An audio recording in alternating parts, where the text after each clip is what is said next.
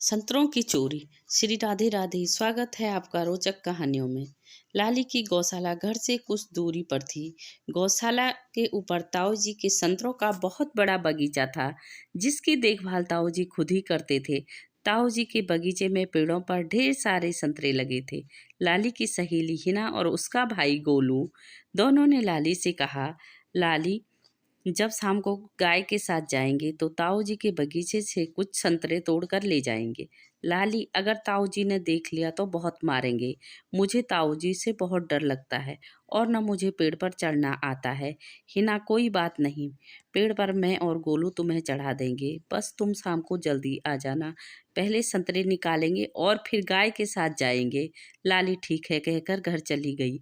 लाली आज गाय चराने को जल्दी जाने लगी तो माँ ने लाली से पूछा, आज जल्दी जा रही हो? हाँ माँ, गोलू और हिना ने कहा आज जल्दी जाएंगे। माँ लाली से, ठीक है, शाम को जल्दी लौट आना।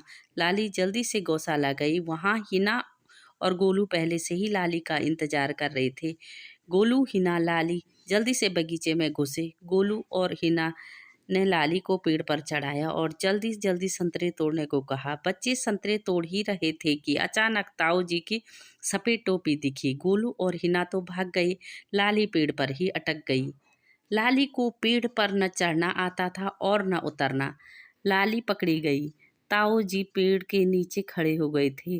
लाली डर के मारे कांप रही थी। ताऊ जी ने कहा, लाली पेड़ से नीचे उतरो। लाली, मुझे नीचे उतरना नहीं आता। फिर पेड़ पर चढ़ी कैसे? ताऊ जी ने लाली को पेड़ से नीचे उतारा और एक थैली में संतरे लिए लाली का हाथ पकड़ा और माँ के पास ले गई। लाली डर और शर्म से सिर झुकाई खड़ी हो गई। लाली को पता था ताऊ जी के जाने के बाद बहुत मार पड़ने वाली है। माँ ने ताऊ जी से धीमी आवाज में कहा, मैं इसे समझा दूंगी। आज के बाद लाली कभी ऐसा नहीं करेगी।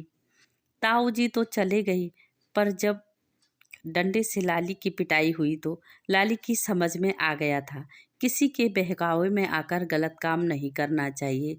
लाली ने माँ से माफ़ी मांगी और वादा किया कभी गलत काम नहीं करेगी। कहानी अच्छी लगे तो